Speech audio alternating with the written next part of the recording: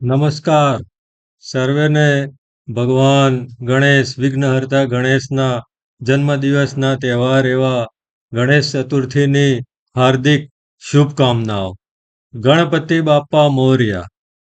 આ નારો આપણે ગણેશના તહેવાર દરમિયાન અથવા ગણેશના પૂજન દરમિયાન આપણે ઘણી બધી વખત લગાવતા હોય છે.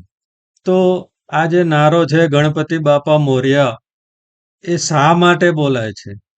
તો એની પાછળની એક કથા છે. આપણો સનાતન હિન્દુ ધર્મ એ ભક્તની સાથે ભગવાનની પૂજા એની અંદર માનીએ છીએ. આપણે રાધા કૃષ્ણની જય બોલાવીએ છીએ, તો રાધાજી એ ભક્ત છે અને કૃષ્ણજી એ ભગવાન છે. આપણે સીતારામની જય બોલાવીએ છીએ, તો સીતાજી એ ભક્ત છે અને રામજી એ ભગવાન છે. આપણે શિવ પાર્વતીની જય બોલાવીએ છીએ, તો શિવજી એ ભગવાન છે અને પાર્વતીજી એ ભક્ત છે. એવી જ રીતે આપણે નર નારાયણ, લક્ષ્મી નારાયણની જય પણ બોલાવતા હોય છે. તો આવી જ રીતે ભગવાન ગણપતિના એક અનન્ય ભક્ત મોર્યા ગોસાવી એ થઈ ગયા. મોર્યા ગોસાવી એ 15મી સદીની અંદર એમનો જન્મ થયો હતો.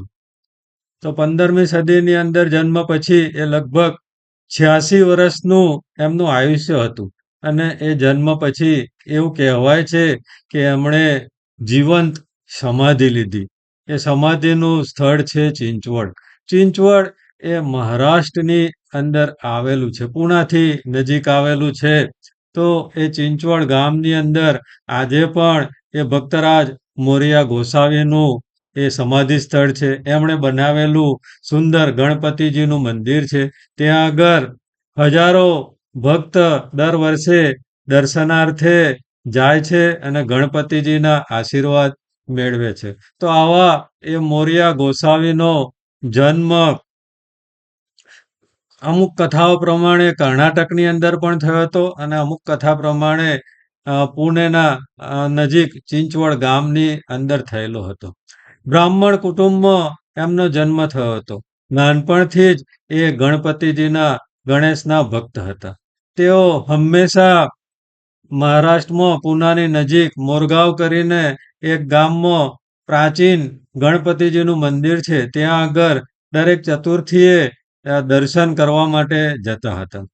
ઉંમરના હિસાબે થઈ એક ચતુર્થીએ એ દર્શન કરવા ના જઈ શક્યા. તો એ વખતે ભગવાન ગણેશે એમને સ્વપ્નમાં આવીને કહેલું કે તમે મારું મંદિર એ તમારા ગામ એ ચિંચવડની અંદર બનાવો, તો ત્યાં આગળ રહી અને હું ભક્તોના મનોરથ પૂર્ણ કરીશ અને સદૈવ એ મંદિરની અંદર હાજર રહીશ.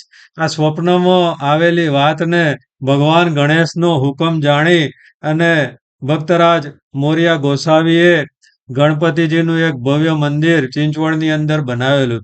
આજે પણ એ મંદિર ત્યાં આગળ હાજર છે. ભક્તરાજ મોર્યા ગોસાવીએ આજીવન ગણપતિજીની ભક્તિ કરી. ભક્તિ કરવાની સાથે લોકોના દુઃખો દૂર થાય એવા પ્રયત્નો કરતા રહ્યા. એમની ભક્તિથી પ્રસન્ન થઈ અને ભગવાન ગણેશે એમને આશીર્વાદ આપેલો કે ભાઈ જાઓ, મારા નામની પાછળ તમારું નામ જોડાય અને જયકારો બોલાવશે. તો આપણી હિન્દુ સંસ્કૃતિના ધર્મ પ્રમાણે ભક્તની સાથે ભગવાન, તો એ રીતે એ ગણપતિ બાપા મોર્યા એનો નારો આપણે બોલાવતા હોય છે અને આ રીતે એ ભક્તરાજ મોર્યા ગોસાવી એ અમર થઈ ગયા. તો આવી રીતે એ ભક્તની સાથે ભગવાનની પૂજા કરવી એ આપણું હિન્દુ સંસ્કૃતિનો ધર્મ છે, આપણી પ્રથા છે. તો આ હતી એ મોર્યા ગોસાવીની કથા અને આ કથા દ્વારા આપણે જાણ્યું કે આપણે જે કોઈ પણ નારો બોલાવે છે કે ભાઈ ગણપતિ બાપા મોર્યા, તો એનો અર્થ એ છે કે ભાઈ ભગવાન ગણપતિની સાથે ભક્તરાજ મોર્યા ગોસાવીનું નામ પણ એની અંદર જોડાયેલું છે. તો આ વિડીયો જો તમને પસંદ આવ્યો હોય તો લાઈક, શેર અને સબસ્ક્રાઈબ કરવાનું ભૂલતા નહીં. સર્વેને જય માતાજી, ગણપતિ બાપા મોર્યા, જય શ્રી કૃષ્ણ. ઓમ નમઃ પાર્વતી પતે, હર હર મહાદેવ.